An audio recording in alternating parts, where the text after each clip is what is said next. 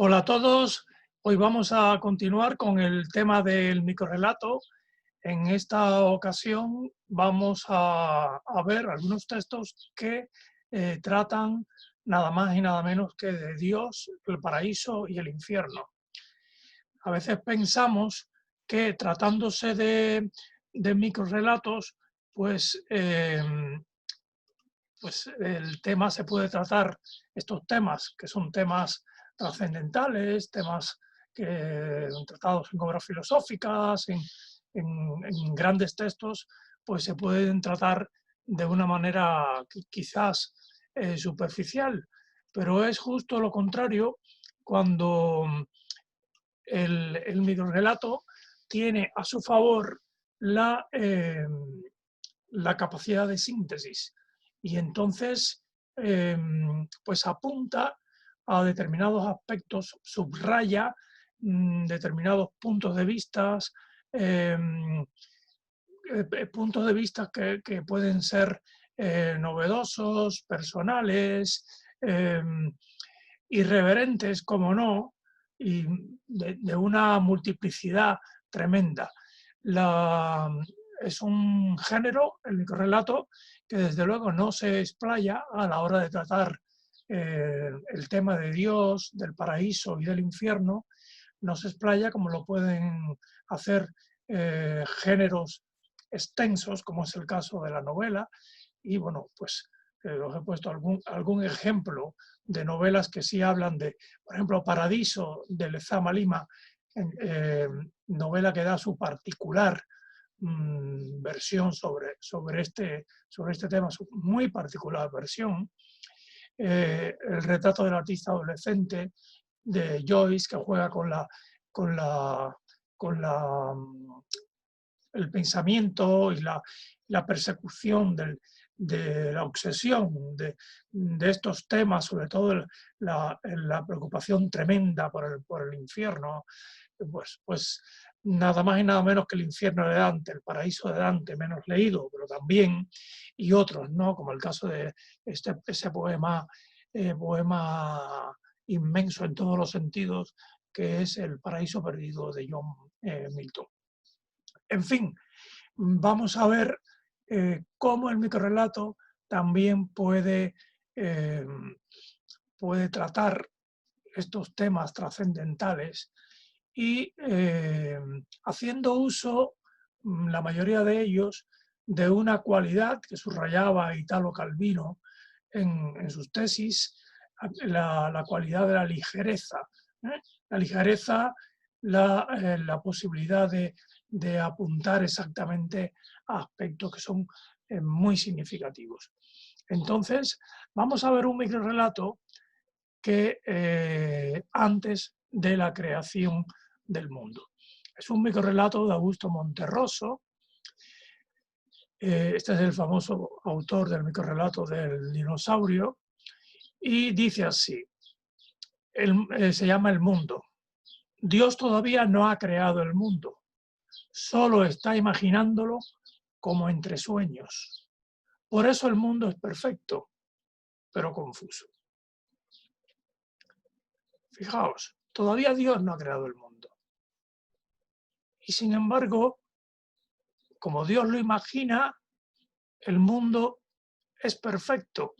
Indiscutiblemente que Monterroso nos ofrece una imagen amable de Dios, ¿verdad?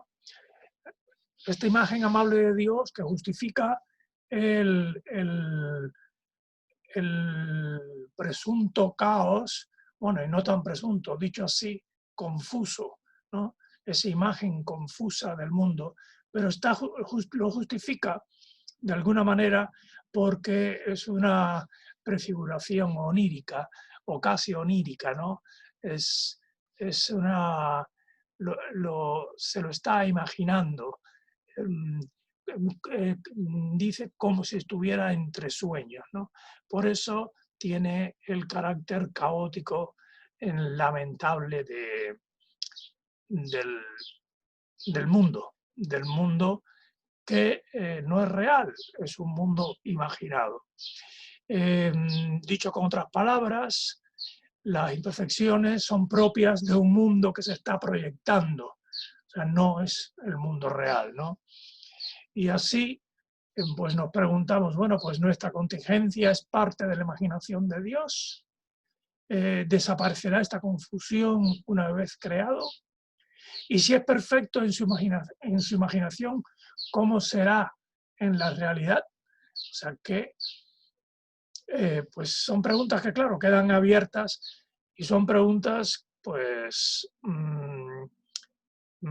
que pueden llevar a una meditación filosófica e incluso hasta teológica, si se quiere. Y todo eso conseguido en dos simples líneas.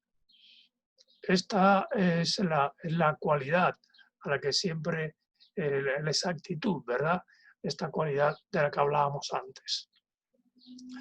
Otro microrrelato nos pone en la tesitura de ya está creado el mundo y esta vez está Dios antes incluso de que aparezca el hombre, aunque vamos a ver que se insinúa el hombre en el microrrelato.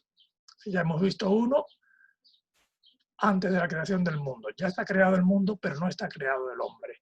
Y dice así, es un microrrelato de Enrique Anderson Imber.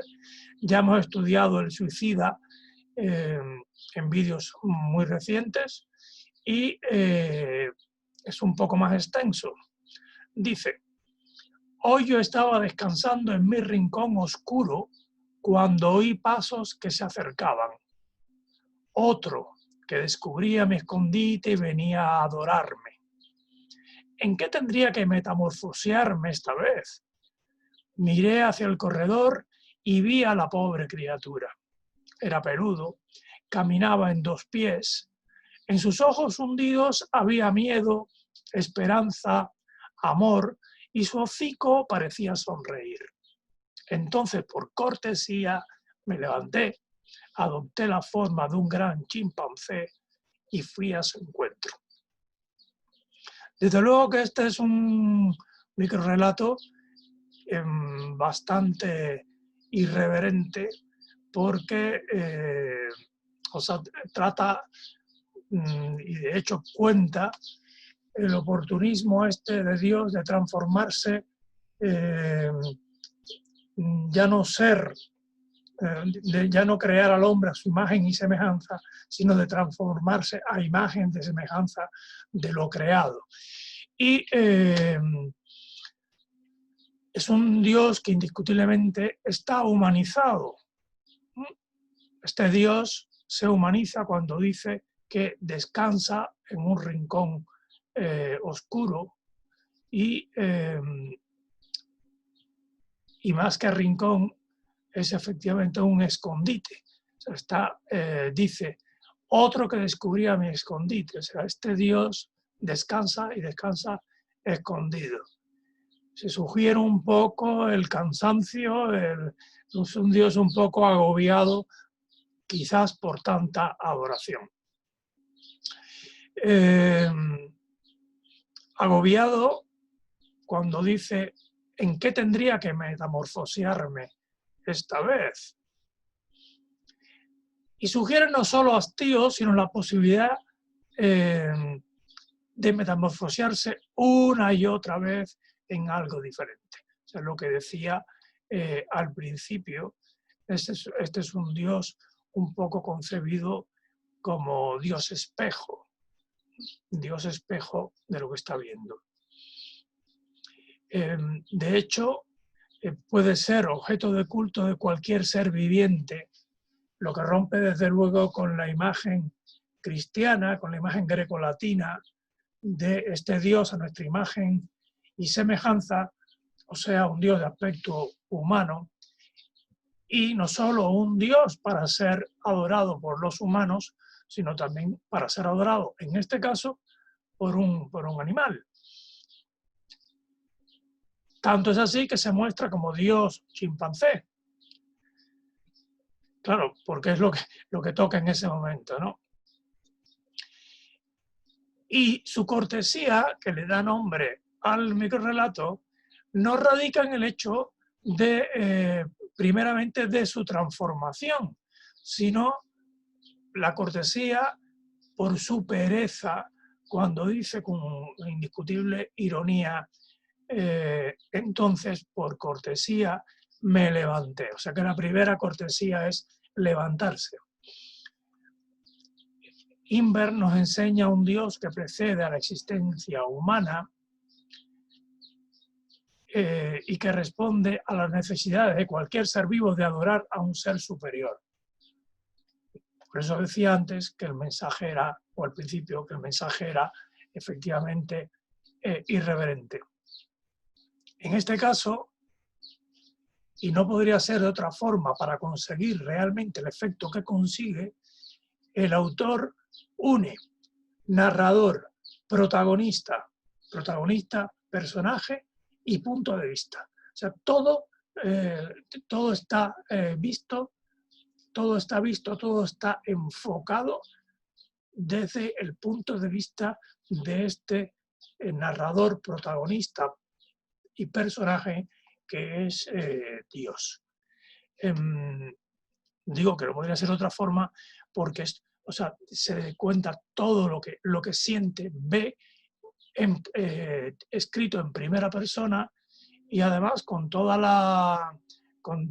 lo majestático del hecho de ser quien es el protagonista, pues es el que debe tener el foco principal que ilumina todo en este microrrelato.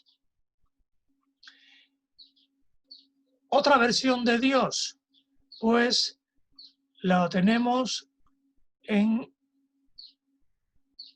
el microrrelato de Marco de Nevi, In Paradisum.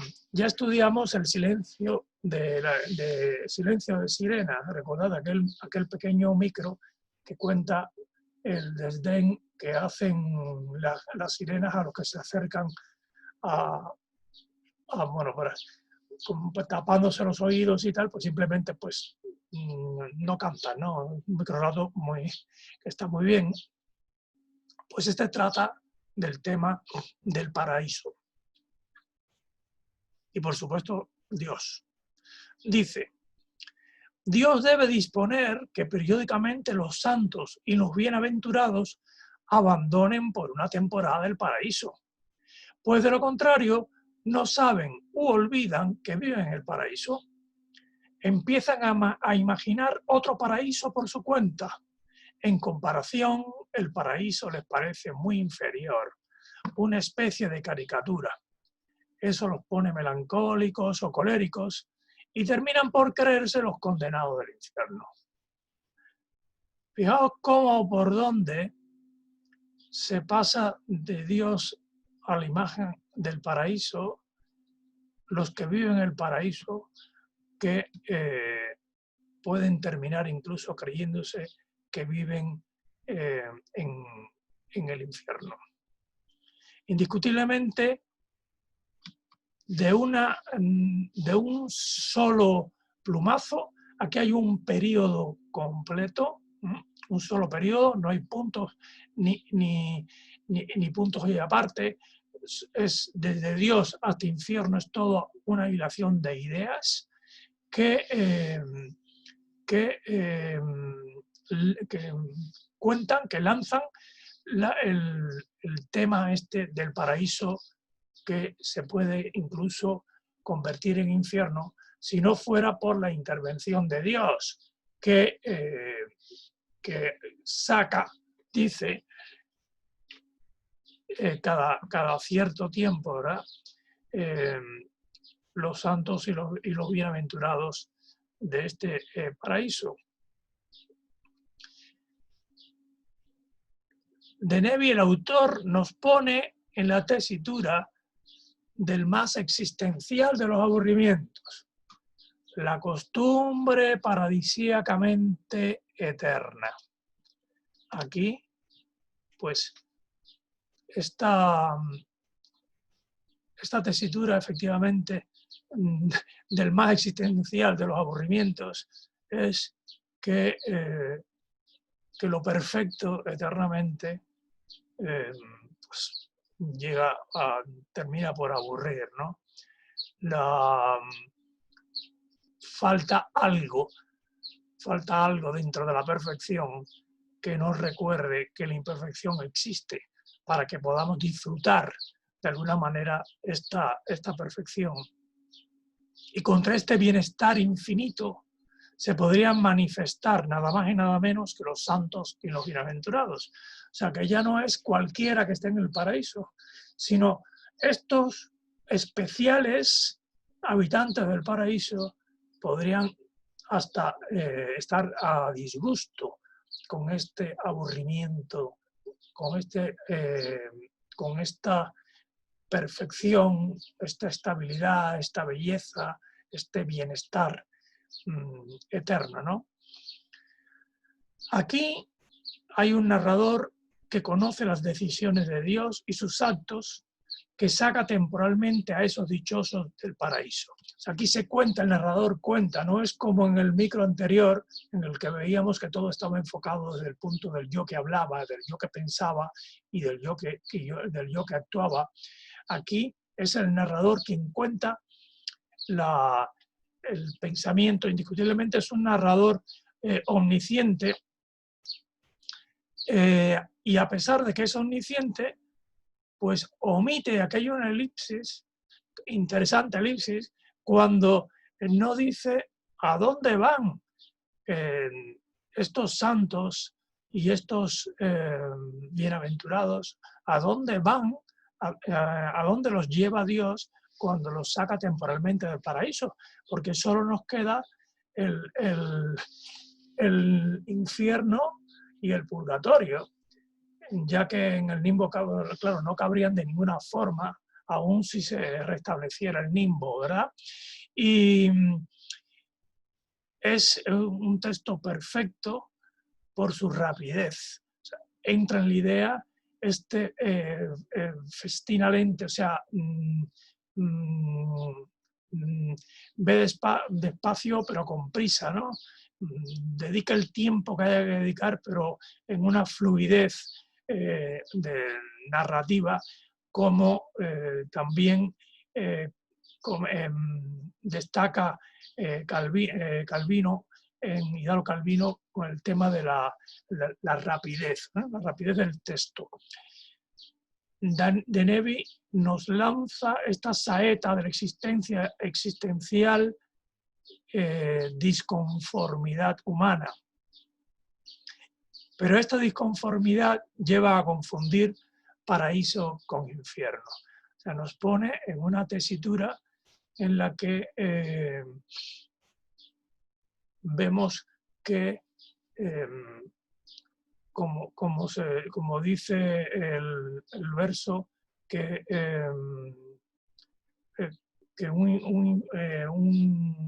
un cielo en un infierno cabe, pues aquí un poco un infierno en un cielo cabe. O sea, hay un juego con estas ideas.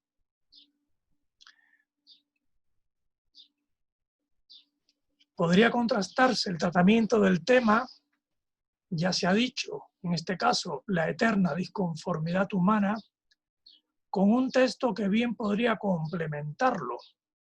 Este es otro microrrelato, que se llama El infierno, de Virgilio Piñera, en el que se habla de la eterna conformidad humana. O sea, aquí vamos a contraponer dos ideas: el paraíso y la eterna disconformidad humana, y el tratamiento que le da Virgilio Piñera al infierno, y en contraposición, siendo el infierno la posibilidad de una eterna conformidad. Vamos a ver cómo nos lo cuenta Virgilio Piñera. Dice: cuando somos niños, es nada más que el nombre del diablo puesto en la boca de nuestros padres. Después, esa noción se complica y entonces nos revolcamos en el lecho en las interminables noches de la adolescencia, tratando de apagar las llamas que nos queman, las llamas de la imaginación. Más tarde, cuando ya nos miramos en los espejos, porque nuestras caras empiezan a parecerse a la del diablo, la noción del infierno se resuelve en un temor intelectual, de manera que para escapar a tanta angustia nos ponemos a describirlo. Ya en la vejez, el infierno se encuentra tan a mano que lo aceptamos como un mal necesario y hasta dejamos ver nuestra ansiedad por sufrirlo. Más tarde aún, y ahora sí estamos en sus llamas, mientras nos quemamos, empezamos a entrever que acaso podríamos aclimatarnos. Pasados 1000 años, un diablo nos pregunta con cara de circunstancia si sufrimos todavía. Le contestamos que la parte de la rutina es mucho mayor que la parte del sufrimiento. Por fin llega el día en que podríamos abandonar el infierno, pero enérgicamente rechazamos tal ofrecimiento, pues ¿quién renunciaría a una querida costumbre? Como vemos, Piñera nos pone en la tesitura de ir irremediablemente al infierno y hace este recorrido vital que va desde la infancia, desde la más temprana infancia hasta la muerte y el vivir en el infierno, ¿no? Mucho se ha palabreado sobre que el infierno es más entretenido que el paraíso, y algo así se desprende de la lectura de los dos microrrelatos anteriores. Fijaos, inclusive el microrrelato que trata del paraíso, ¿verdad? Pues vemos que de alguna manera pues hay un intento de salir de él, ¿no? Hasta podríamos suponer con más exactitud a dónde podría mandar Dios a los santos y a los bienaventurados del micro de De Nevi, con la seguridad de que con poco tiempo no tendrían tiempo para acostumbrarse y sentir como querida la nueva realidad, ni para inventarse otro paraíso. Pero retomemos el micro de Piñera. O sea que aquí pues la posibilidad de que estos bienaventurados y santos puedan estar en una estancia en el infierno podría ser, ¿no? Esto es un juego intertextual que estoy haciendo, pero valga para ver la relación que puede haber entre textos. En menos de 20 líneas se recorre toda una vida y la experiencia de este protagonista colectivo que somos nosotros en relación con el infierno. De la ingenuidad al tormento imaginario. El tormento imaginario, que aquí se dice así, es el tema fundamental del retrato del artista adolescente de Joyce, por ejemplo, donde se recrea hasta la saciedad, se recrea, bueno, es una manera de decirlo. Se trata hasta la angustiosa saciedad la cuestión de las creencias y sobre todo del infierno en la adolescencia. Y de a la aceptación de la idea, de al sufrimiento y el vislumbre de la aclimatación. Y finalmente el poder también existencial de que es mejor lo malo conocido, ¿verdad? Es un poco la moraleja de este cuento. El narrador, en este caso, amplía, desde luego, el punto de vista de una primera persona del plural, que decía que nos incluía, siempre habla de nosotros, y así da fuerza a su pregunta retórica final. Es una pregunta retórica porque es una pregunta que no tiene respuesta. ¿Quién renunciaría a una querida costumbre? O sea, que se da por hecho de que, claro, estamos tan acostumbrados que pues no vamos a renunciar a esto, ¿no? Mucho se ha palabreado sobre que el infierno es más entretenido que el paraíso y con René Avilés Fávila cerramos este tema con su magnífico microrrelato Lamento tardío. Vamos a verlo.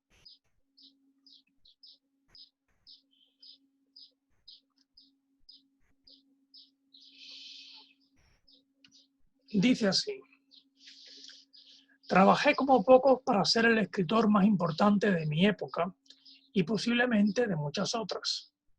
Lo hice por amor a la literatura, por una necesidad imperiosa de leer y escribir. Obtuve todos los premios literarios posibles, el Nobel incluido. Mis libros fueron editados por millones y fui traducido a las lenguas principales. Docenas de gobiernos me honraron con diplomas, reconocimientos, condecoraciones, dinero, estatuas. Mis novelas fueron llevadas a la cinematografía con el mejor de los éxitos y más de un crítico comparó mis obras con las de Cervantes, Shakespeare, Balzac, Víctor Hugo y Tolstoy. Gracias a ello viví de una manera prodigiosa, compré libros raros e incunables y cuadros de las mejores firmas. Tuve residencias en las más bellas ciudades del mundo. No existió quien no me reconociera como un inmenso autor, honrado por los lectores y homenajeado por universidades y organizaciones culturales y artísticas. Morí en plenitud de la fama, profundamente admirado y respetado. Por donde quiera lamentaron mi fallecimiento y me hicieron conmovedores homenajes. Ahora, aquí en el cielo, como un tributo no a mis cualidades literarias, sino a mi adecuado comportamiento y religiosidad, ocupado en la literatura no pude ser un pecador. A mi amor por el prójimo, como ofender a mis lectores, y respeto a Dios, me aburro y deseo una muerte que implique la total desaparición. En este sitio insufrible nadie, ni siquiera el Creador, lee. A ninguno le importa el arte y jamás he visto un libro desde que llegué al paraíso. Este microrrelato, Lamento Tardío, efectivamente ya está en el paraíso. Es una pequeña biografía literaria del personaje que habla. Una pequeña bibliografía que enumera cada aspecto de su vida relacionado desde su creación literaria hasta las consecuencias de toda su producción literaria. Desde el punto de vista del reconocimiento, desde el punto de vista material, desde el punto de vista espiritual y cómo, ya no por eso, sino también por su propia vida, fue capaz de ganarse el paraíso, que es donde está. En este relato hay un adverbio que es fundamental. Este adverbio es ahora. Aparece aquí y da un cambio. Es un cambio temporal y otro adverbio aquí que especifica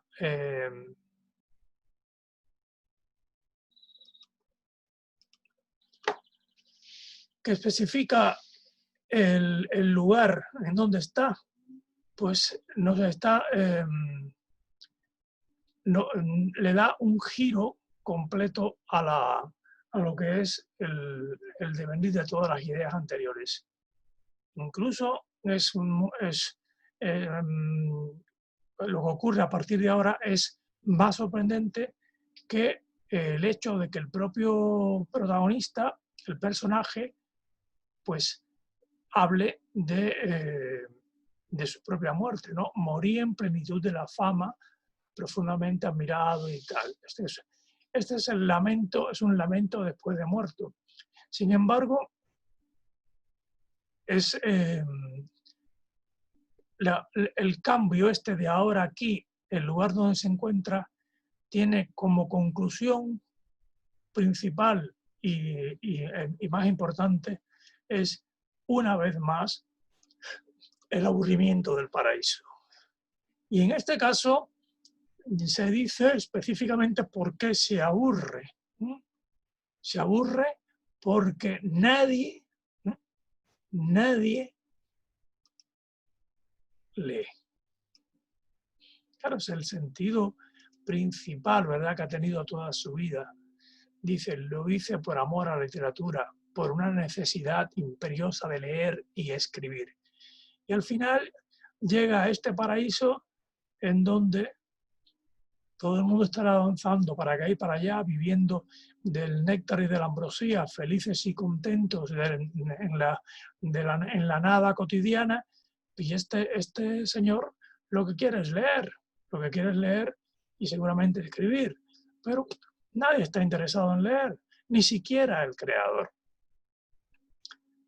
Es un microrrelato que retoma la idea esta que se ha venido más o menos viendo a lo largo de los anteriores sobre tratamiento de la figura de Dios, la intervención de alguna manera de Dios en la creación de su imagen, su actuación, la intervención en el paraíso y posteriormente la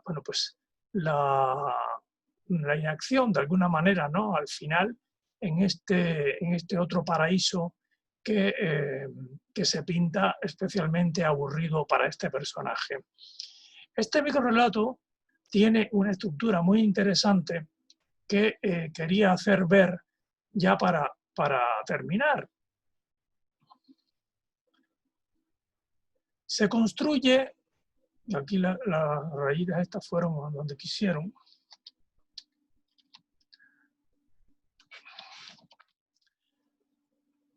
El microrrelato se construye sobre una estructura lógica.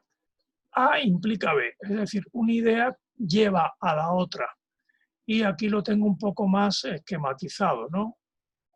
Por ejemplo, trabajé y todo lo hice por amor y eso hizo posible, implica que obtuvo todos los premios literarios y que sus libros fueron editados y tal. Y por todo eso implica que, o sea, trae como consecuencia que docenas de gobiernos le honraron, fueron llevadas sus obras a la cinematografía. Y por todo eso fue capaz y pudo vivir una vida prodigiosa y tener pues todas las posibilidades materiales, ¿no? De este mundo. Y por todo lo anterior lo reconocen como un inmenso autor, y por ser un inmenso autor es honrado por los lectores y homenajeado por universidades, y al final todo esto hace entender que haya muerto en la plenitud de la fama. Pero sabemos que esta lógica hilada, esta sucesión de causa-consecuencia, causa-consecuencias, causas-consecuencias, causas-consecuencias, no termina en el hecho de haber muerto en la plenitud de la fama, porque se rompe esta relación de causa-consecuencia de alguna manera en el final del microrrelato. Rompiendo esta relación lógica, el autor nos está diciendo, que es una lectura subliminar, que pues la lógica de las cosas no es necesariamente, pues, o no lleva necesariamente a los mejores entendimientos o a los mejores resultados. Pues en el cielo, dice, ahora aquí en el cielo, como un tributo no a mis cualidades literarias, sino a mi adecuado comportamiento y religiosidad, a mi amor por el prójimo y respeto a Dios, me aburro y deseo una muerte que implique la total desaparición. Esto es por todas estas causas, la consecuencia es ilógica. Debería estar, estando en el paraíso, debería estar entretenidísimo y no debería desear desaparecer. La lógica parece efectivamente invertirse con este aburrimiento y deseo de muerte definitiva, pero también tiene su causa. La causa es o sea, cómo termina el relato. Se aburre y tiene deseo de una muerte definitiva porque está causado porque a nadie le importa el arte jamás he visto un libro desde que llegué al paraíso, encima ni el creador lee, y se invierte un poco la lógica que hemos venido viendo como una enumeración de principios, una idea siguiendo a la otra, como decía antes, causa, consecuencia, esta causa, consecuencia, causa, consecuencia, causa, consecuencia. Aquí se invierte y la causa está al final, o sea, va contra la lógica general que ha venido siguiendo el microrrelato, con la idea, decía, de subrayar este contrasentido, ¿no? El contrasentido de la lógica que se ha venido exponiendo en la primera parte. Pues de esta manera terminamos con esta vuelta a la idea de un paraíso que nos resulta tanto paraíso, porque se expresa el deseo de una muerte que implique la total desaparición. Es decir, no cielo, no purgatorio, no paraíso. Bueno, como podéis ver, estos microrrelatos nos dan visiones particulares de estos distintos temas a los cuales hemos querido apuntar en este vídeo de hoy. Desde luego que no pretendo haber hecho un resumen, ni mucho menos, de todas las posibilidades, son simplemente algunas posibilidades en microrrelatos. Y espero y dejo para vosotros el buscar en otros microrrelatos que traten estos temas u otros de vuestro interés la continuidad y la variación de los mismos. Hasta la próxima.